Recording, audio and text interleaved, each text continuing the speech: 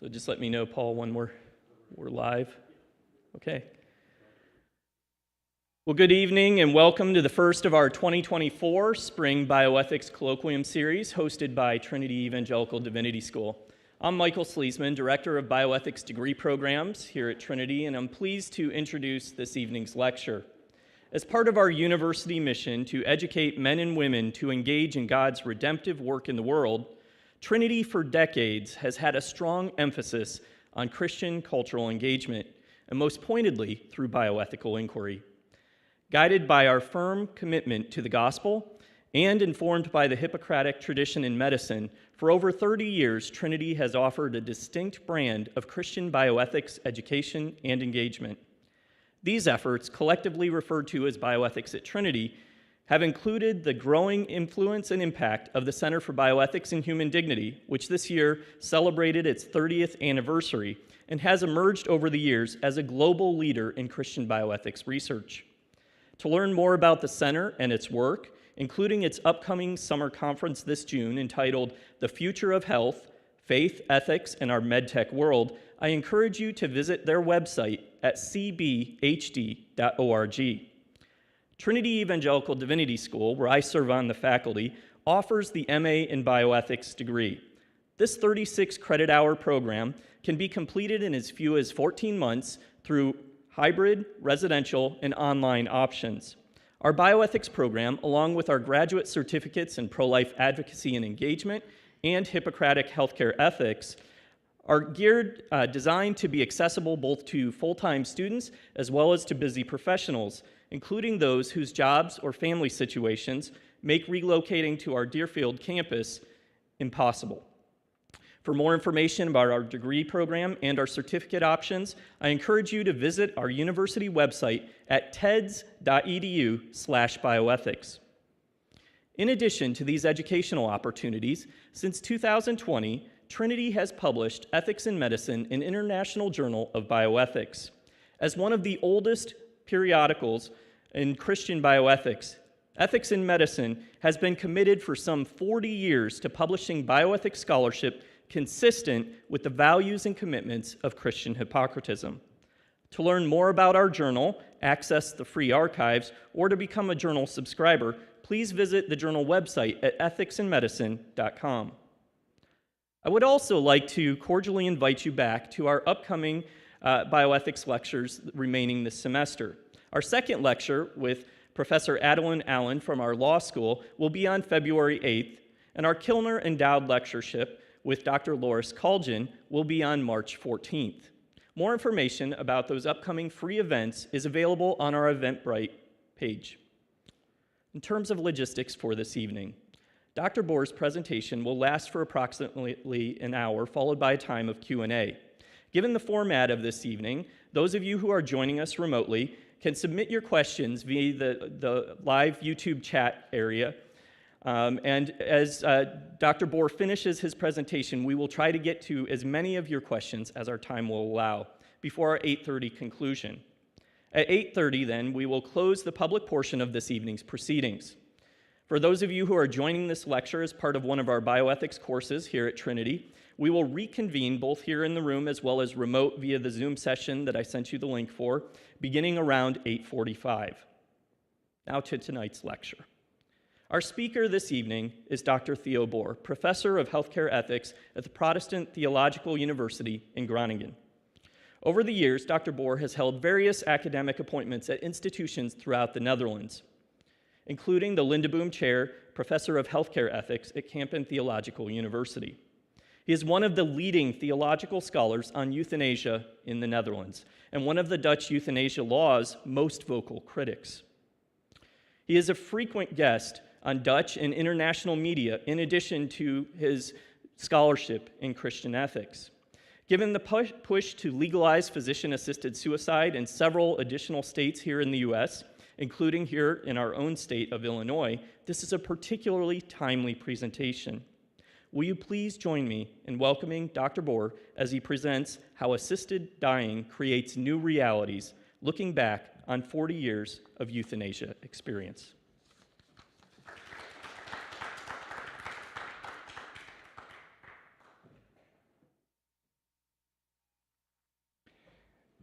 Thank you, Michael, and thank you for the Center for Bio, the CPHD for inviting me. It's a great honor to be here, part of your community. And indeed, it is an important time because Illinois is now actually considering to legalize some form of assisted dying. Now, as for today, perhaps you would like to know why am I an expert, and one of the reasons is that from the year 2005 through 2014, I was a member of a Dutch governmental evaluation committee that assesses cases of euthanasia after the fact. I have, in the 9 years that followed my beginning, I have seen about 4,000 euthanasia cases. And in the course of those years, I have become increasingly critical. Now, as for the Netherlands, you know the Netherlands as a country that is, well, it has many windmills, it has tulips. You probably know that we have wooden shoes, and you probably also know that we have the finest works of art, Rembrandt, etc., Van Gogh. So that is important. And as for the modern Netherlands, we are a very densely populated country. That means that we are 14 times as populated as the US is, and we are still growing through immigration. As for the educational level of our people, we rank worldwide, we rank third. As of the list, interestingly also the list of least corrupt countries, we list fifth, which means that what we do, and the Dutch are known for being very open, what we do in the open. We can be very frank, but that can also be an advantage. What you see is what you get. We are in the top 11 countries of best accessible healthcare systems, and the life expectancy of our people on average is 82.6%, whereas the US is about 3 years after us. Now, the Netherlands is an originally Protestant country, and now it is one of the most secularized countries in the world. We have a very liberal political culture in comparison with the United States, at least as it comes to immaterial matters. For example, we were the first to legalize prostitution. We were the first to legalize same-sex marriage. We were the first to legalize soft drugs, the first to legalize abortions up and until the 23rd week, and we were the first to legalize euthanasia. So increasingly, however, there is another movement in our country, and that is a populistic rights movement. It's not necessarily very Christian. It is comparable to a situation that is visible in the United States with Donald Trump, or in France with Marine Le Pen and others. So our ultra-right party of Geert Wilders got about 25% of the voices in the last parliamentary elections in 2023. So those are some frames, and now I want to go to the terminology. What is euthanasia? Now, euthanasia is the active killing of a patient by a physician using an injection or an infusion. I will come back to another concept, which is assisted suicide, later, because they come very close to each other. The common denominator is that the physician helps the patient die an unnatural death. Now, euthanasia is not a couple of things. It's not using palliative care or palliative sedation. Even if these may cause a sooner death. It is not using appropriate painkillers, and it is not refraining from treatment. It has rather, sometimes it is a reaction on over-treatment. Other terminologies, here in the US, you probably will not use the term euthanasia. In the 11 states or jurisdictions, should I say, that have now legalized assisted dying, the term is almost always something else. Euthanasia is in Canada, and that is, in Canada, they call it MAID, and it's called medical aid in dying. In the US, normally it's dying with dignity, which is assisted suicide. Again, I will say something about that later. And in the United Kingdom, it's an unspecified term that is called assisted dying, often also called assisted or dying with dignity. So we are talking here about a doctor helping the patient die an unnatural death in the face of terrible suffering. You shouldn't say terminal suffering, but terrible suffering. Now, ladies and gentlemen, where does the term euthanasia come from? And it is a Greek word, and it is from euthanasia, and it means a good death. But initially, it was not the killing of a patient. Initially, there was actually a kind of a burlesque, antique context that meant dying happily at the peak of your happiness. There have been cases where where a person was more or less tired of life, gave a big party, and then would kill himself in the midst of all his friends.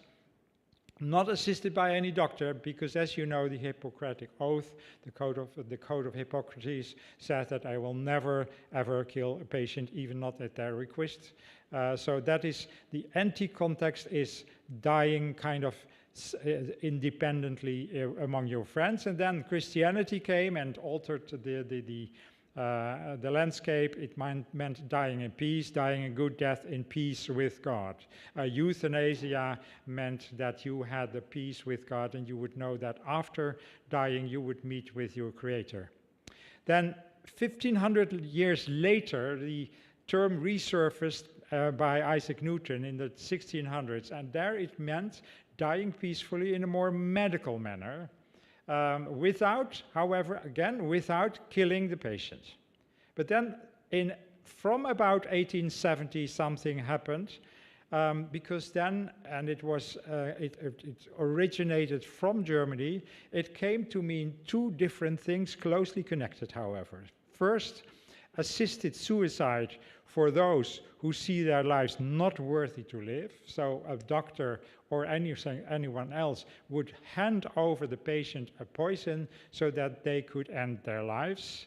And the second, and that comes closer to what we call mercy killing, that is killing those lives whose society does not deem worthy to live. That was the 1870s, and that gradually developed in the decades after that, and that was, of course, preceding the Nazi thinking, which really did not emerge out of nothing. So the Nazis, we all know what they did. They meant euthanasia was basically mercy killing. However, very interestingly, as many of you probably do not know, the Nazis insisted that, as you can see here from those last two bullets, they insisted that euthanasia was indeed also the voluntary version. There's a beautiful, very impressive film. It's called I Accuse, Ich klage an.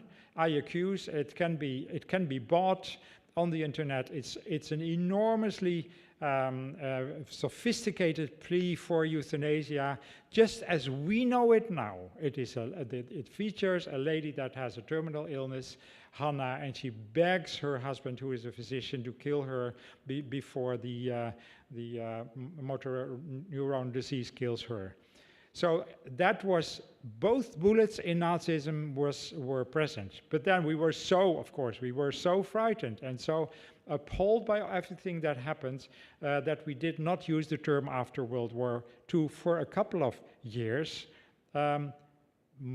with some exceptions. But then the Netherlands, my country, started reintroducing the term in 1969 in terms of mercy killing. So as you can see now, it is almost 55 years since we have discussed euthanasia in my country. And the beginning of that was in a very influential book was called Medische Macht en Medische Ethiek, Medical Power and Medical Ethics, authored by a Leiden psychiatrist, Jan Hendrik van den Berg. And he argued that doctors have so much caused overtreatment and suffering that they should have the courage not only to forego overtreatment, but also to restore the pain and the suffering, to restore or undo the pain and the suffering that they have caused through overtreatment by killing the patient. And in this very powerful book, which is one of the first books that discovered the power of images, you see images of people that are really in terrible suffering. Dementia patients, young patients in terminal or in terrible suffering. So, and that book was actually, the logic was that we have caused so much suffering, let us undo the suffering by killing the patient. Interestingly, ladies and gentlemen, this book was authored by a Christian, and the book was published by an Orthodox Christian, an Orthodox Reformed publishing house. So if people say to me, of course, I know you're against or you're critical of euthanasia because you're a Protestant, then you will see in this lecture that actually it was Protestants in the Netherlands who actually initiated this whole discussion. So theologians and churches were among the most important initiators. My own church in 1972 issued a report in which it said that euthanasia can be a humane solution to well, of course, unbearable suffering, but mind you, and here is perhaps in causa venenum, it may also be a remedy against overpopulation, and it may be a remedy against scarce medical resources. And one of my predecessors at Groningen University was a professor who argued the following. He said, responsible aging means that elderly people make place for a new generation. Hopefully they will do that first by not claiming treatment, and secondly by perhaps pursuing active euthanasia, and thirdly perhaps even involuntary euthanasia. That was the landscape of 1972, but then I would say thank goodness in 1973 we saw the founding of the Dutch Voluntary Euthanasia Association, and the Voluntary Euthanasia Association, it said, let us not pursue involuntary euthanasia, let us just concentrate on a patient asking for their own death. So gradually, and up and until this day, actually, I will tell you something more about that because from February 1 it will be different, but until this day, euthanasia is always killing a patient at their request. Now, how did that develop? First, and that has happened in many cases. In Canada is, for example, a case where we have the court cases in Quebec and in Vancouver, and I was in one of them. In two of them I was involved. Court cases often are kind of the camel's nose under the tent. They open up a society, and then after that, new legislation follows. That's the same in the Netherlands. 1985, so after about 15 years, we had an official agreement, but it was no legal legislation. But then the first law, and that was a makeshift law, it was introduced in 1994. I'll say something about what the criteria are. There are very few, actually. And then 2002, we have a definitive law, which is still in place, and it's called the euthanasia law. Called the euthanasia law, but however, under that word euthanasia law reside two ways to die, and here I come about what I said. Euthanasia and assisted suicide. Under the umbrella term, again, for you, it would be assisted dying. The umbrella term is assisted dying, and the two versions mainly are euthanasia, which means that the doctor administers a poison through an injection, and assisted suicide, where the doctor hands the patient a lethal poison. However, unlike, for example, the American states, There is no prescription to the patient. The doctor is the one who brings the poison to the patient and is legally obliged to stay in the patient's house until the patient has passed away. So that means that there is basically, ironically saying, there's a 100% chance that it will be successful, because in most cases where the poison doesn't do its work, there's an agreement with the doctor and among the doctor and the patient that if the poison doesn't work, then the doctor will then perform euthanasia after, for example, half an hour or 1 hour. Interestingly, then, we have under one and the same law, euthanasia and assisted suicide, and in 2002, it was 90% was euthanasia, the doctor acting, and 10% was assisted suicide, namely the patient acting. And we would all expect, probably in a country that is so much poised on autonomy, that the number of assisted suicide would gain weight and euthanasia would diminish. However, the opposite happened, as you can see in this figure. In 2022, 97.5% was euthanasia and only 2.5% is assisted suicide. That is interesting, ladies and gentlemen, also in the American context, because insofar as I can see, euthanasia in the US has very, very little chance to ever become legalized in the near future. Of course, there are advocates, but they will probably not have the power to do this. So in your country, it will be assisted suicide, if at all legalized. Now, the question, of course, is why would this preference for euthanasia be so obvious? And there's several arguments, and the one is, given at the background that the doctor has to stay in the house of the patient before the patient dies, well, actually, it is much more secure and it is much faster. It's much less time consuming. And then there's a third reason.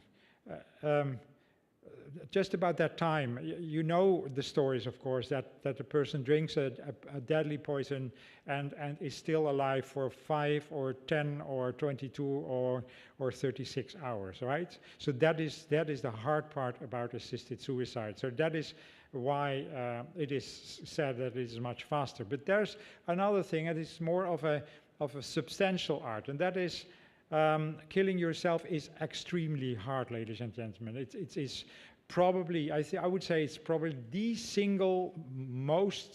the hardest thing that can ever happen to you, that is to have to kill yourself. And killing yourself, well, you may need the doctor's approval. Because when the doctor actually performs the act, it also includes some form of an affirmation by the doctor, yes, this is what is proper medical care, right? So that means that in countries where there is euthanasia, the numbers have gone up significantly faster than in countries where there's only assisted suicide. Just roughly speaking, the euthanasia numbers in the Netherlands are about 8 times as high as they are in the assisted suicide cases in Oregon. And Oregon has a legislation, as you know, that initiated in 1998. So that is also 26 years. What are the criteria? Well, the criteria are rather simple, actually. First, you have to have a medical diagnosis. You must be ill. Secondly, you must have asked for it. Thirdly, there must be unbearable suffering. And fourthly, there should be no prospect of improvement. Now, there can be unbearable suffering. I once had a root canal treatment without any anesthesia, and that was unbearable suffering, but really, an hour later, I was okay again. I was standing on the street, and that was it. So there was clearly unbearable suffering, but there was improvement, right? And on the other hand, you can have an illness that has no prospect of improvement, such as mild geriatric complaints, where it will not become better, and where but you're not suffering unbearably. So it has to be the overlap of unbearable and the lack of improvement. And then that it should be performed in a medically advisable manner. I have indicated that most of the time that is the syringe used by the doctor. And importantly, that there's an opt-out for both individual doctors and for institutions. And that is because euthanasia in the Netherlands, again, thank goodness, is still part of the criminal code. Unlike, for example, Belgium and Canada, where euthanasia is outright legal, it means that in the Netherlands, a doctor who performs euthanasia is still punishable, but may be exempt from prosecution if the committee has decided afterwards that you have acted in accordance with the aforementioned criteria. So that we could have included many more criteria. For example, we could have included that relatives should be included, informed and consulted. But we decided not to do that because we said that would also mean that a relative can hold a euthanasia or that a relative can speed up a euthanasia. We did not include, very importantly, unlike the most that in US states, we did not include a foreseeable death in, for example, the coming 6 months. Although in the beginning, most euthanasia cases clearly took place in the context of a terminal illness. We did not include a patient-doctor relationship preceding the euthanasia, and again, they were there in most of the cases. And we did not include that the patient should be conscious at the moment of the physician-assisted death, because we said it may also be the case that the patient faints or has, in any case, issued an advance directive. And we did not include that the patient preferably should do the act him or herself. So, again, the definition then in the Netherlands, euthanasia is the active killing of a patient. It doesn't mean that. No passive euthanasia, that is not euthanasia. Euthanasia is killing intently a patient at their request by a doctor. Now, we have seen many developments. I will come to those, of course, now. But let me be clear that it was not the law that shifted, because we did not change the law in the past 22 years. The interpretation did. Now, just one thing that is important also to mention, and that is that the Dutch, I said that we were the number 5 of the least corrupt countries. That means that we know, at least that's what we think we are doing, we know what we are doing. We have the best worldwide, the best overview system, really. That means before the euthanasia, there's doctors, a second doctor, SCAN means support consultation euthanasia in the Netherlands. We have before the euthanasia, there should be an independent doctor who advises the euthanizing doctors. Then when the consulting doctor has said yes, or has been consulted, really in principle, when the second doctor has been consulted, the doctor can go and do the euthanasia. Then afterwards, and I was in that process, afterwards there's 5 regional review committees that judge afterwards, based on extensive forms and dossiers, whether the doctor has acted in accordance. And those committees consist only of 3 persons. So there was a lawyer, that was an anesthetist, which was me for the center part of the Netherlands, and that was 1 physician. And in the past 22 years, we rejected about 133 cases out of 92,000 that were performed. And only 1 of those cases was sent to court, and that was acquitted. That was the second. We had the SCAN doctors, we have the review committees afterwards, and every 5 years we have legal evaluations that on behalf of the Dutch government, there's a scientific committee that says, have things gone better or have things turned for the worse? Now, since we legalized euthanasia, and let's say that we did in 2002, we have seen 3 things, or 4 things. It is an expansion of the numbers. I'll come to each of them later on. An expansion of the numbers, an expansion of the reasons, the pathologies that people had underlying a euthanasia request. We have seen an increasing normalization of an orchestrated death, and that is especially visible in skyrocketing numbers of palliative sedation, and we have seen an increasing pressure on doctors to perform euthanasia. Before I go on, let me be clear about this, that the numbers I use here are not, they are uncontested. They are based on first they are based on the yearly reports of the review committees, you can see here at the left, and they are also based on the 5 yearly evaluations that are also scientifically responsible. So it's not that I think of something, of course my analysis may be disputed, but the numbers are what they are.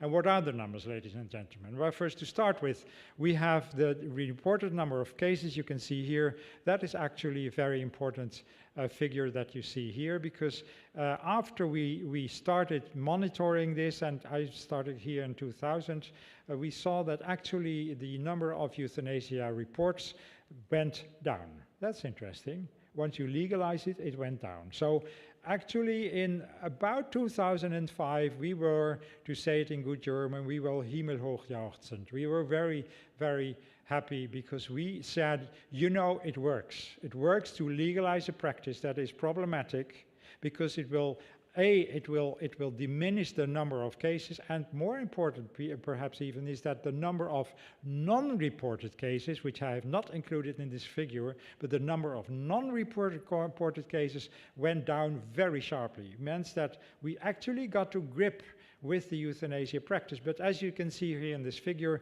something happened in about 2006. And first we thought that may have to do with an increasing age of the population, maybe an effect that there was some people that wanted euthanasia but didn't dare to ask. But that narrative of a gradual rise, of course, it's now has radicalized unto almost 9,000 in 2022. And of the year 2023, I expect the numbers to be about 10,000 on a total number of deaths of about 160,000, which would include about 6.5% of all deaths, which is considerable. So you see that there is a sharp decrease, and that was, we may come to that later, but time is ticking, of course. But why was the decrease in 2017? That had to do with that one case that I told you, that one case that was actually brought to the public prosecutor, where the physician was prosecuted, and it went to the highest court, and then she was acquitted. But many doctors, they thought, oh boy, we can get prosecuted, really. So that's why. So another important thing is, of course, then why do people ask for euthanasia? And we come to the pathologies here. You can see here two pies, one pie of 2002, figuring 1,800 cases, and one of 22. You can see important differences here. The big part of the pie is the blue pie. You could guess, of course, that is terminal cancer. That was in 2002. It was about 86% of all cases. And in the year 2022, it was down to 56% of the cases. So other illnesses came to it, and most importantly is, for example, the orange part to the left, that's dementia. And the light blue part just above the orange, that is psychiatry. And those are heartbreaking cases where people actually have a long life expectancy. So they are not, you can say they are not afraid of a terrible death, but they are afraid of a terrible life. Something then about the percentage. I said my estimation is that it will be about 6.5% of all deaths in the year 23. It may be a bit less, but it's about that. That is, of course, not nationwide. If you look at the map of the Netherlands, you can see here that the northwestern part, which is close to capital Amsterdam, the northwestern part, there's much more intensity in euthanasia, whereas there are other parts that are much more conservative. And for example, the difference is, I can point here. Here is on this left screen. I think the viewers will not see it. This is Amsterdam. Amsterdam is exactly 2 times as many euthanasia cases as Rotterdam. Amsterdam is the city where people vote left, they vote green and liberal, and in Rotterdam people vote more conservative and more populistic. Populists, by the way, sorry for using that word, but that's a common term in the Netherlands. Populists in general are not very much for euthanasia. So on top of that, you can see, and that was my third thing, I said first there's the numbers going up, secondly there's the pathologies expanding, and thirdly there's also that there's an increasing grip that we want to have on our dying process, and most notably palliative sedation. Now, what, ladies and gentlemen, is palliative sedation? Most of you will know what it is, but just for the few of you that may be not knowing what it is, it means bringing a patient in a medium level or irreversible coma. It can be reversed, but normally it's appointed that the medication will be given until the very end of the patient. So that means that the patient must be terminal and dies from the illness. So far, so good, I would say. But in the Netherlands, there's one very important guideline that was issued by the Royal Dutch Medical Association, and that is that when you administer palliative sedation, you shall not administer food or fluids. And this means, of course, that when your life expectancy is wrongly calculated, a doctor initiates the palliative sedation prematurely, then the patient doesn't die from the illness, he or she may die from the sedation, actually from starvation or dehydration. If we who are here watching on YouTube or here in the room, if we would get sedation, we would also be dead within 9 days, right? So now the interesting thing, how many? Well, that is very many people, 25% of the Dutch people die under the hand of a doctor, while being sedated. And as I have heard, I don't know whether there's anyone here in the room that knows the American numbers, but I have heard from very many different countries that there the percentage is between 1 and 5%. So this is this may be one of the consequences of legalizing euthanasia. It means that it has a bigger effect than only legalizing one form of dying. It may also mean that a whole country wants to get death in their grip. I also said that there was increasing pressure on doctors.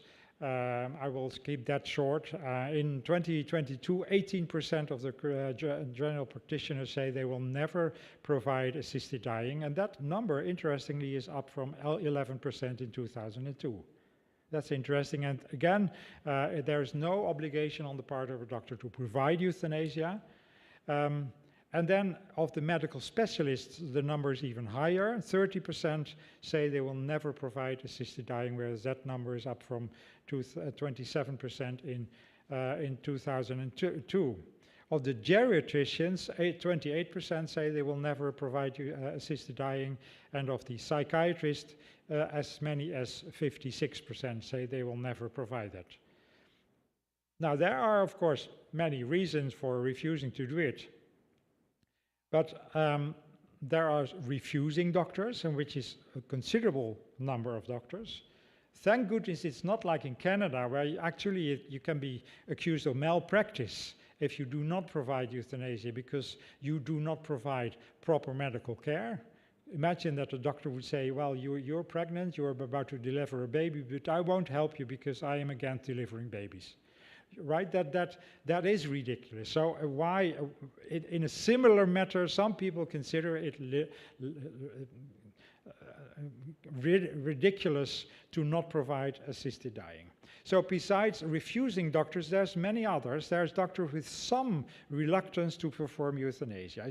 This morning I spoke with a doctor, a physician, who has been a physician for 40 years, and he said, in 40 years I have performed 10 cases of euthanasia. So that is many doctors who try to keep the number as low as possible. And then there's other doctors who are acting out of a deep positive conviction. Compare it to, if you're delivering babies, compare it to when you're on a party and someone asks, have you delivered a baby this week? And you say, oh yes, this is my 56th this week, right? That is quite normal. But there are some physicians, they are, quite honestly, they're not bragging about this. Of course they are not, but they are happy about being able to provide this kind of a good death. I know some doctors who provide about 50 euthanasia cases a year. That is very much. And there is an interesting tendency then to outsource assisted dying to physician in a special clinic. It was called the end-of-life clinic, but now it's called the expert center euthanasia. And that now accounts for about 15% of all euthanasia cases where doctors, the patient's own doctor says, I cannot go along with you, but I know that there's in The Hague, there's this clinic where you can go and they will visit you and they will help you. So, what has euthanasia done with our culture? And let me compare that with the way we fly. I mean, in America, flying is even much more common than in the Netherlands. But flying, isn't it true? Flying has changed the whole way we look at tourism, about language, education, dating. Actually, I wouldn't have this ring on my finger were it not for KLM. Because I started dating a girl from San Francisco, and we flew to and from, and that was made possible by an airplane. And friendships, you know, the world has become a global village, even for those many, I know Americans fly much more, but even for those many who do not fly, there always is a possibility to fly, right? If you would like, you could imagine flying to Florida tomorrow and book a hotel and be in the sun. The sheer thought of having that possibility, that is liberating for some. Now, in a similar way, euthanasia has changed the way we look at other things. For example, we have a different vision on what is vulnerability. Why would you want to be care dependent?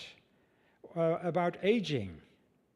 There's a law in the making in the Netherlands that now would provide euthanasia to anyone over 74, with or without an illness.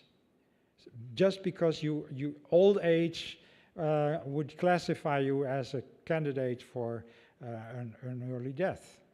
Of course, on dying should be a controllable process. I mentioned to you the influence of palliative sedation, and then it also has an influence on coping and patience. In the early church, actually, you know, the four virtues, the classic virtues. Justice, modesty, courage, and what was the other? Prudence. And then the fifth for the church fathers was patience. Interesting, of course, because patient is patient, right? A patient is someone who is sick, but a patient is always also someone who tries to be patient, and that can be a virtue. But actually, we have come into a culture where it is increasingly suspect to think that you should endure your suffering and make the best of it.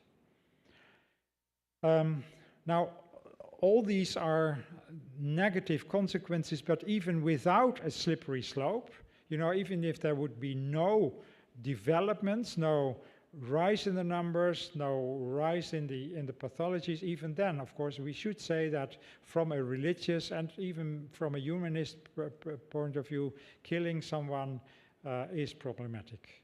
It is always intrinsically problematic. As I said before, there's this view that euthanasia traditionally, in the context of a terminal illness, was a way to prevent a terrible death. Now here's the classroom example. Imagine that you are standing by the roadside and you're witnessing a truck crashing into a concrete wall. It's somewhere in the desert in Arizona. You have no you have no connection with your phone. What would you do? Of course, you would try to find a fire extinguisher, but there's none. You would try to drag the driver out of his cabin, but he is stuck, totally stuck. You try to call 911, but there's no connection. And then the driver says, you have a gun at the back seat of your car, would you please kill me before the flames do? Now, when I ask my students, most of them say that they would. Interestingly, my African students, we have an international master at Groningen, my African students, all of them say, no, I wouldn't, because that would make me a killer. But the Dutch students say, well, I wouldn't like to do it, but I would do it. And there's some very intelligent students, they say, I would hand the patient the gun, right? And I'm not the killer, but I have assisted him or her in suicide. Now, what if you, on the back seat of your car, you had two guns? You had a bullet gun, and you had the gun that is used for anesthesia, or to anesthetize animals, to transport them from one zoo to another. Well, in that case, most of my most of my students would say, well, I would of course prefer to use the anesthesia because the patient would not suffer and it would not make me a killer, right? So in comparison, that would then approximately be palliative sedation. Patient not dying from their death, not dying from the injection, but dying from the medication. This is the, ladies and gentlemen, this is the traditional narrative, and it features, for example, in Great Britain. If you go to dignityindying.uk, you will find this warning, warning, this report contains detailed and graphic accounts of physical and emotional distress. This is a way to influence you into what you're about to see. It's not only to warn you, but it's also to make you susceptible to the argument of euthanasia. Distress that people have experienced at the end of life. And then the next, what you will see is the inescapable truth, how 70 people a day will suffer as they die.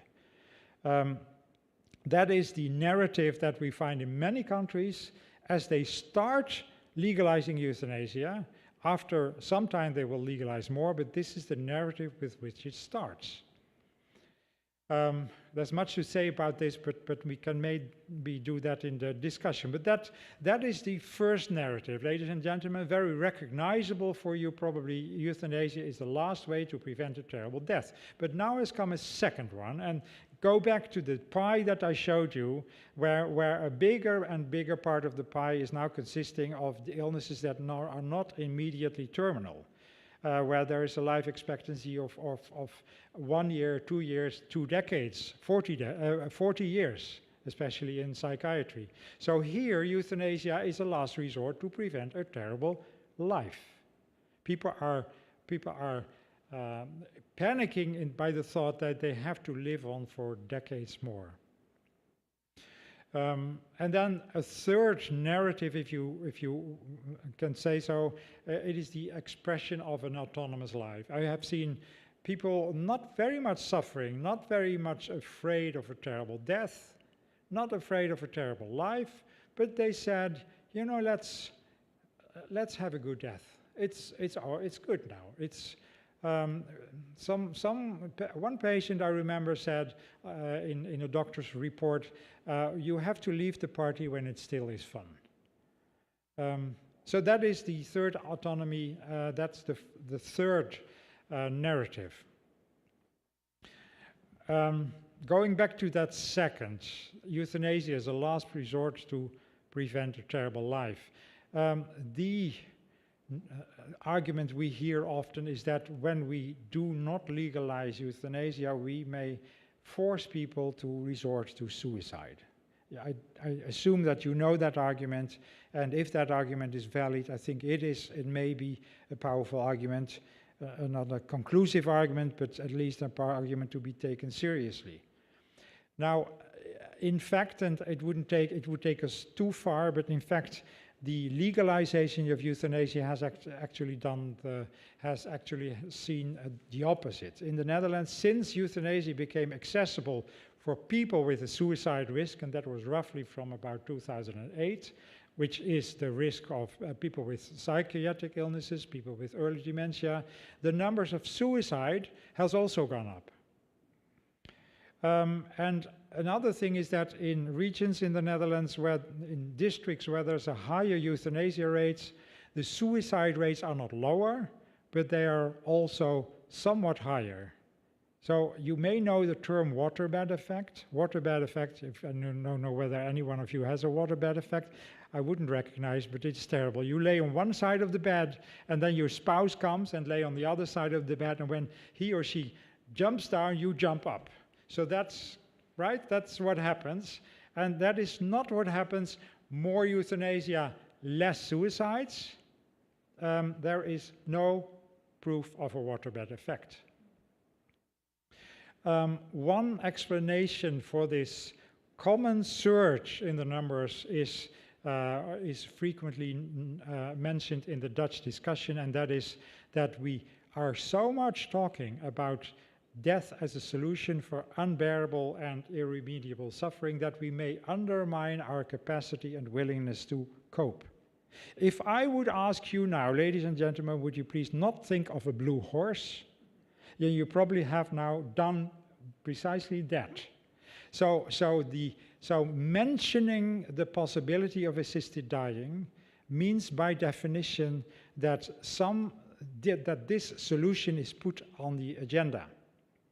Now, how this expansion work, and that is seen in many courts, and it is seen in many ethics advocacies, namely why A and not B, why A and B and not C, why A, B, C and not D. So why euthanasia only for the terminally ill? That was a court case that I was involved in Canada. In 2018. Why euthanasia only for the people with a life expectancy of less than 6 months? And not only for the chronically ill. After all, being chronically ill may even be worse, because if you have a short life expectancy, you can say, well, I can manage those few days, few weeks, few months, but I cannot manage those 10 years, right? So why only for them? And then the next is, why only for the physically ill and not also for the psychiatric patients? That was the second development we have seen in Canada. After, in the Truchon-Gladue case in Quebec in 2019, the euthanasia was opened for people with a chronic illness. The next court case was, you can guess, of course, what happened is that why not also for psychiatric patients? Because they may, of course, they may be acting out of depression, they may be somewhat confused, but after all, if you have a physician, a psychiatrist, seeing the patient and seeing his or her suffering is really terrible and is really irremediable, then why should we, sorry for that word, but why should we let these poor devils live, right? So then why only for competent patients and not also for patients with an advanced directive? Why only for patients? Why? There's really more suffering in the world than only being a patient, right? You can be poor. And that's the case now taking place in Canada, where there's people that have no social security, no health care, acting out of loneliness and despair. So why not for anyone who suffers unbearably? I've seen one patient, actually two patients, who of course they had an illness because that was the legal requirement, but the real reason why they asked for euthanasia was that they had gone in a terrible financial crisis. One patient having an enormously big house, a mansion, happy family, and then he went broke and his wife divorced him and he was ending in a trailer, and he was also sick. And that did it, right? So why not for anyone who suffers unbearably? And then why only for those who suffer? I mean, who are we to say that you should suffer? If you not suffer, you may not die, even if you want it. Why not for anyone who asks for it? And then finally, why euthanasia only for people who can ask for it and not also for those of our loved ones who do not? I think my hour's almost up, so I will be very swift now. Let's see. This is an interesting case. Euthanasia, you can see that it's October 2020. Euthanasia in children announced by the Dutch government. Now that is now, from February 1, it will be allowed. So that is that last bullet before, where I said, why euthanasia only for those who can ask for it, and not also for those poor ones who cannot ask for it. After all, they may be suffering much worse. And then another example is euthanasia for two. When you're very intricately connected, the two of you, and you have no friends or no children, and then your spouse gets terminally ill, and you say, I don't want to go any further either. And then there's this bill to have suicide for completed lives, which is now also being seen in Parliament. So there is a slippery slope, and then we have, of course, as you may know, you have these Canadian charts that thank goodness do not occur. They do not surface in the Netherlands, but in Canada actually, I think it was at the request of some parliamentarian, the Ministry of Health has calculated the costs that were saved by allowing euthanasia for terminally ill patients. And then the next slide, they have also calculated what it would cost, what it would be in terms of reduction for people with a chronic illness. And you can see here that that is 149 million Canadian dollars, and I am sure that that number is now very much higher, as you know that the Canadian numbers are skyrocketing. One last example of what I call a very worrisome development, and that is that churches, for example, this is a church in Canada that has actually on the stage of the church they have performed the euthanasia in the conviction that the person is actually making the transition from this life to God. And that's such a holy moment that they put the patient in the church and administer her euthanasia. So that's where it can go. And Canada is doing, actually Canada is doing in 7 years what the Netherlands did in 50 years. Some last theological remarks, and that is that let us understand that it can be very rational to want to die. Right? When my father died, I picked up the phone, and my sister was in 2000. And my sister, she was on the phone. It was 2:30 in the night, and she said, "Theo, Papa is dead," and we just opened the bottle of champagne. And why not? He was suffering heavily. He had cancer, and he was ready to go, but he died a natural death. So. Through the ages, people have thought, I may want to die. And St. Augustine has said, you may want to die if you are suffering terribly, or if you are in danger of giving up your loyalty to Christ. And then St. Augustine said, it's a very important line, and you should keep it in mind, but death must come from elsewhere. Death should not come from us. So it means, and you may know the expression that the pneumonia is the old man's friend. I don't know whether any one of you is familiar with that. Pneumonia is the old man's friend. It means that when you're very ill, very aged, and you get a pneumonia, maybe you should decide not to have an antibiotic, but let nature take its course. Personally, I think that there is a person's right to take death as death comes.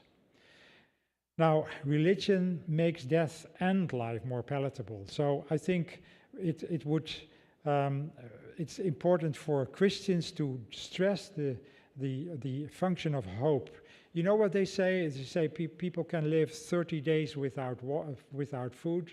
Someone can live 3 days without hydration, 3 minutes without oxygen, but not 3 seconds without hope. So hope is the basic Christian virtue, and patience, and of course for that we need each other. I would have to say, I would like to say more, but I will leave it at this because there may be questions, and it is important that questions can also have their proper place. So thank you very much.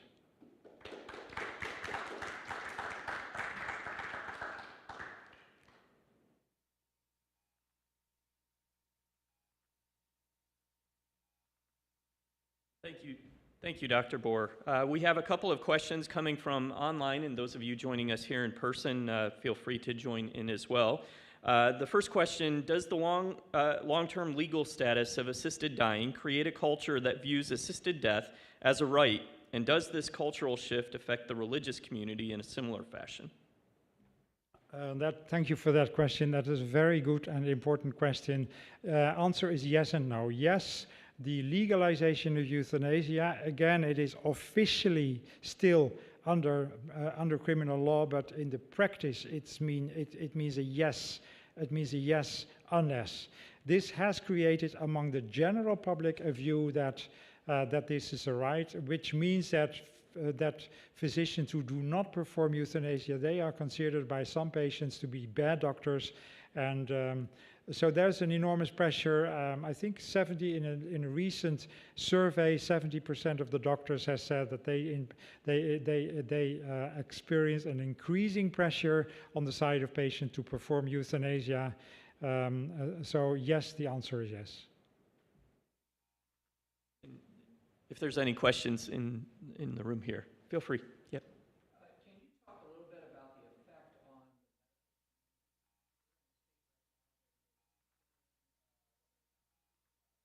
assisted suicide? One of the arguments against that has been that doctors and the medical community in general, if their only job is to try to heal, try to make somebody better, that is a better situation than if they have the potential of killing as well as healing, and that can cause kind of a division within their focus. Can you talk about how that has been Well, by the way, I think I will shortly summarize your question because there was no microphone involved, right? So the question is, has assisted dying, what has the effect been on physicians, since traditionally the main task of the only task of course of a physician is to make people better, and if not, then to help them to suffer less, and you say the healing sometimes, palliating sometimes, and then comforting always, but then there's now this fourth, and it is killing. Yes, it has had an influence on physicians, but I think there's a growing divide between two groups of doctors, not in the sense like Democrats and Republicans fighting each other, but there's two.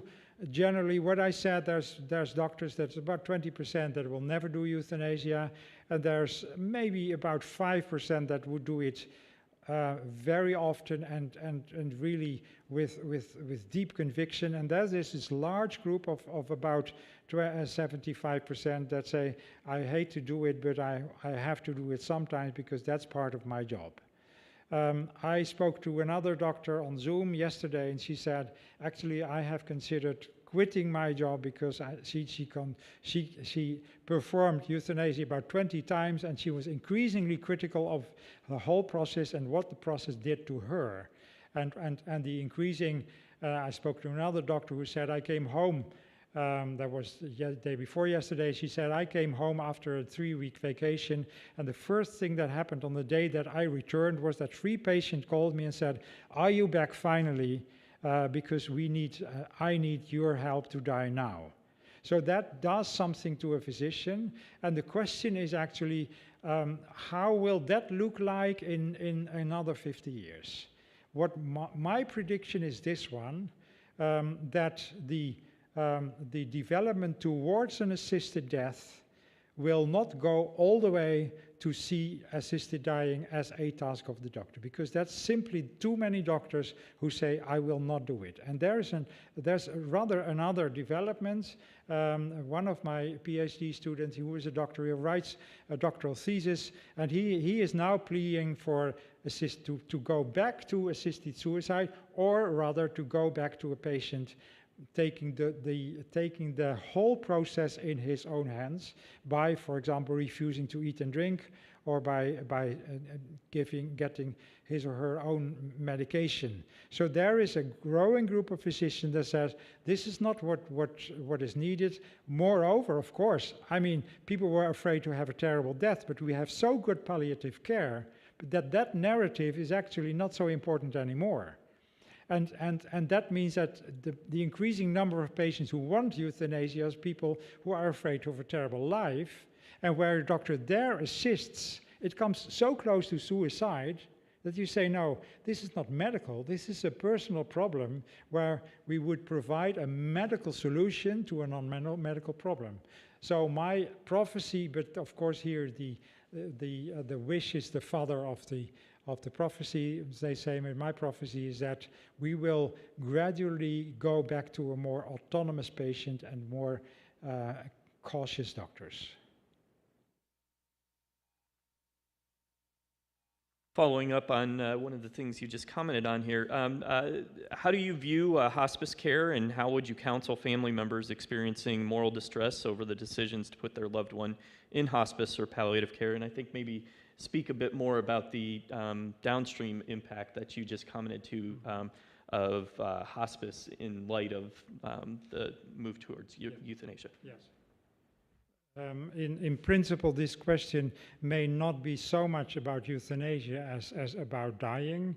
I think that, hospice care generally, I don't know the exact differences between the US and the Netherlands or Europe, but the hospice care in the Netherlands has become enormously much better, partly because of the international criticism.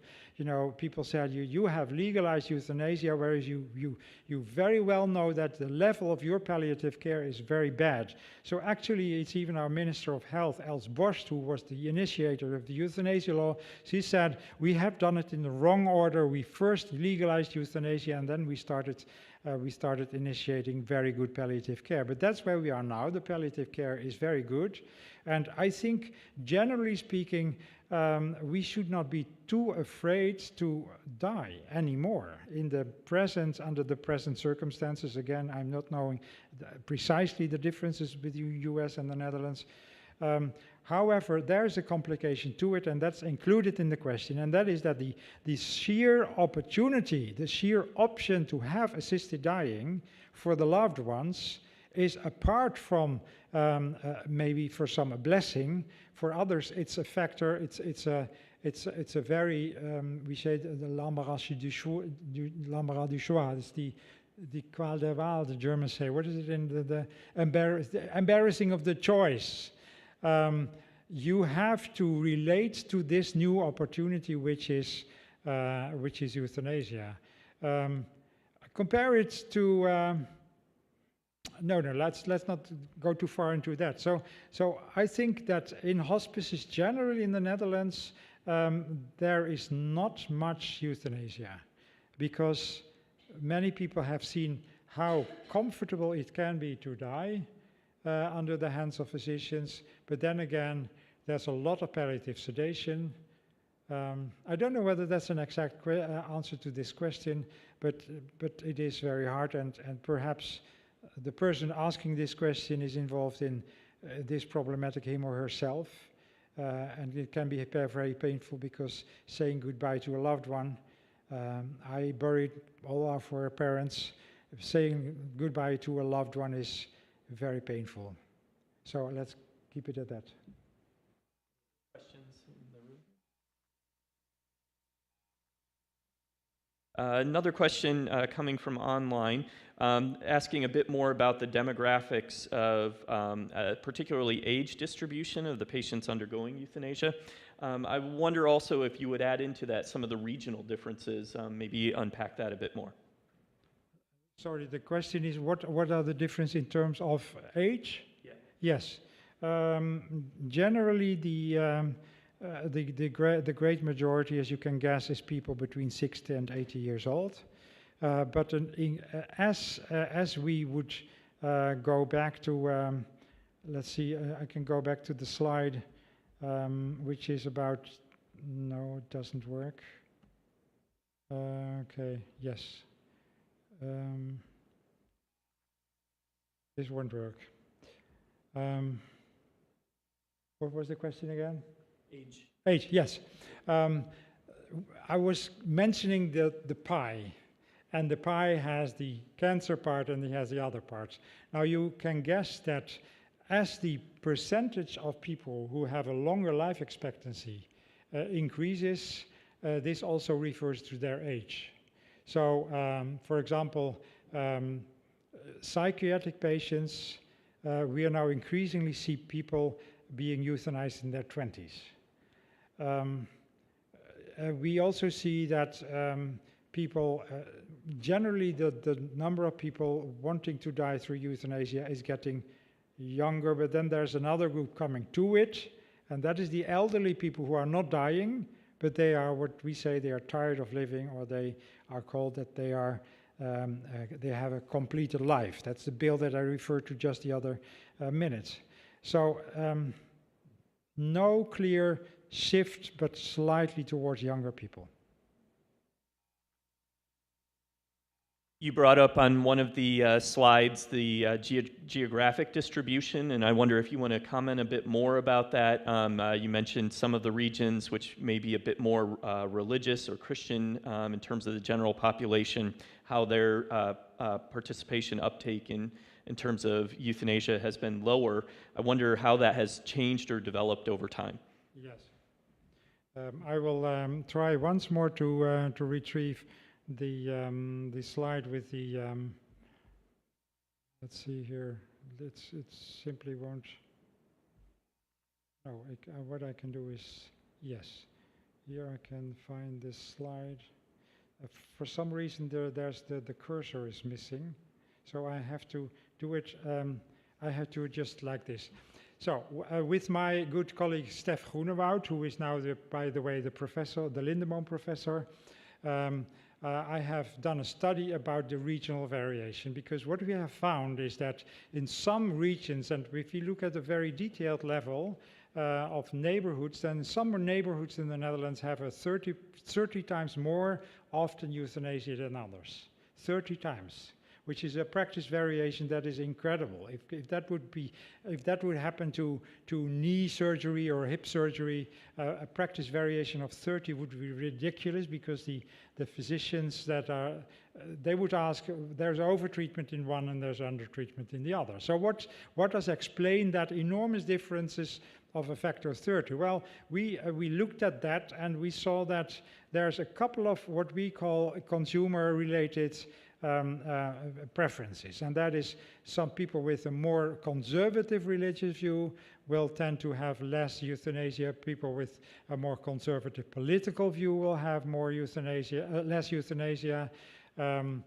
People living in the countryside will have less euthanasia. People with a higher network of volunteers around them will have lesser euthanasia. Etc. So we actually corrected the numbers, the factor 30 variation. We corrected them for those kind of factors, but then still we were left with a factor 10 unexplained variation. So where it could not be traced back to patient characteristics, not illness, not religion, not political views, and what our suspicion is, or guess is that it may have to do with the supply factor, with physicians offering their patients euthanasia. Now, officially, physicians in the Netherlands do not offer euthanasia, but we know from practice that actually that does happen, and in some regions, you know, in some regions in the Netherlands, it is normal to eat certain things, eat fish in a certain manner. In other regions, they drink a certain kind of wine, or so. There's regional differences where you cannot exactly fathom why is the number so high, but the only thing you can say is that in this region, and that was on the regional map of the Netherlands, there was especially in the northwestern part where actually assisted dying has become the norm. That is simply people no longer reflecting much upon it because they think that that is a state-of-the-art dying.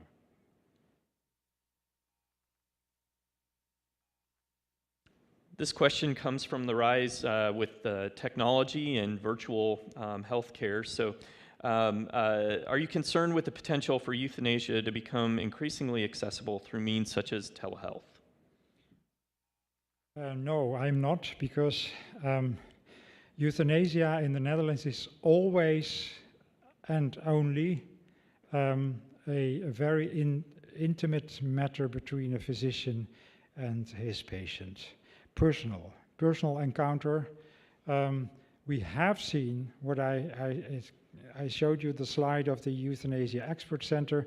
That is a difference. We have now it's called a clinic in The Hague, where physicians will take your call and they will visit the patient at home, and they will visit again and again. Mostly it's about 2 or 3 encounters, and then they will come to the patient at home and provide him or her an assisted death. But that is always in the form of a physical, personal encounter. There's no such thing as a tele-euthanasia.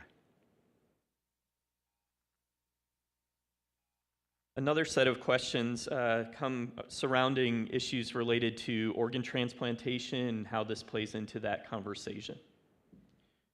That is a very good question. Thank you for that.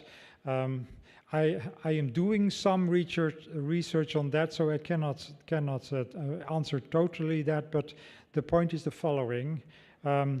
Again, go back to the pie of the pathologies where patients, what is the illness that patients die from. If you are a patient in the big blue area, which is still 56% of the patients, that means that your body will in principle not be used because of this cancer that is most of the times it is spread, so you will spread the cancer to your organ recipient. So, but who are the most medically the most ideal patients are young patients who are physically healthy and who want to die, and that is psychiatric patients. So now, I think it's since a couple of 3 years, we have this possibility that euthanasia candidates can say, I want to donate my organs, and then there are several safeguards. One of the safeguards being, but I think that's hardly controllable, one of the safeguards being that the patient does not ask for euthanasia because he wants to be a donor. You can donate your kidney, but that will save the other one's life, but it will not kill you. But you cannot be a donor, and in order to be a donor, to get killed. So it must be entirely clear that the reason why you receive euthanasia is because you are suffering unbearably and irremediably. However, of course, I have heard too many narratives where a psychiatric patient who qualifies for being a donor has said, I find it such a comfort that I can donate my organs, because in that respect, my life that is so terrible to me can be a blessing to some others. And it is very hard to make sure that there is no causal relationship between the euthanasia request and the organ transplantation. I don't know the exact numbers, but it's again, it's a very good question. Go ahead, question. Thank you. Appreciate this. You've mentioned several times physicians. I'm just curious, in the Netherlands, do you have the mid-tier providers of nurse practitioner or physician assistant, and are they allowed to participate in euthanasia? This has been one of the moves in the United States, is to broaden physician-assisted suicide to these other providers. And my understanding is that in Canada, nurse practitioners are able to participate in their aided dying. Yes, I will repeat the question. Is it possible in the Netherlands that other people than doctors will provide euthanasia? Answer is no, and it will never be possible.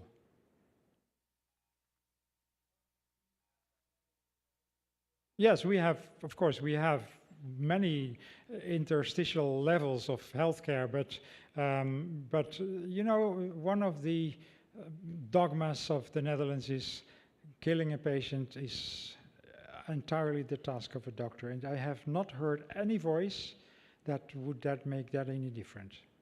Yeah. A little bit on how a Christian can productively engage in an environment that has a legalized system that they're disagreeing with, like this. Question is, how can a Christian in a fruitful way interact with a culture where euthanasia is possible? That is hard. You know, the main thing is, of course, that still about 93% of all people die a natural death, although I have indicated that palliative sedation sometimes comes close to an unnatural death. But in most cases, the norm is still a natural death. But it makes it hard for physicians and some patients alike to evade the possibility that they have to defend their non-acceptance of euthanasia that happens sometimes. At the moment, euthanasia is still so problematic that it is by no means a societal obligation. But I fear to think about what would happen if the line, you know, I said that I think we will go back to a more patient, to more autonomy, and physicians taking a lesser role. But imagine that it would go the other way, and where one of the tasks of physician is to kill. I would have a hard time living in society like that. My daughter is studying in med school, and one of the things she says is, I don't hope that will be my destiny. But we're not prophets. We don't know.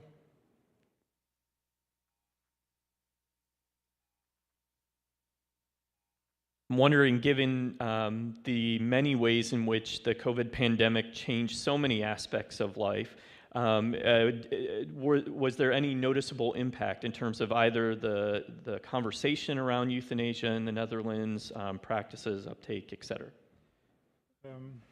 So what was the effect of COVID on the euthanasia numbers? None. Because COVID is an illness that catches you by surprise, basically. A normal, if I may say, average euthanasia case in the Netherlands, when it comes to a physical illness, the process takes at least 2 weeks.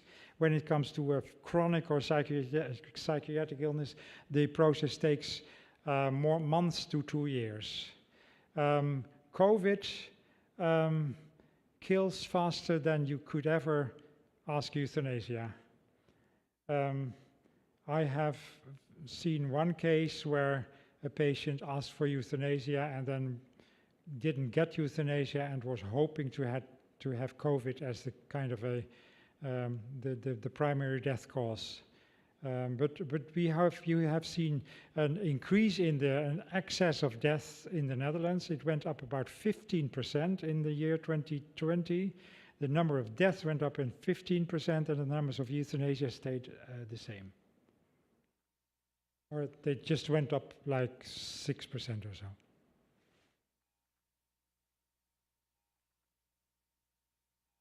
Let's see. So another question along the lines of kind of conscientious objection or participation with, coming from a respondent that said, I'm a hospital chaplain in the US. I've been called to pray for patients who are choosing assisted suicide. What is my moral obligation in this situation? So maybe you could comment to that more broadly.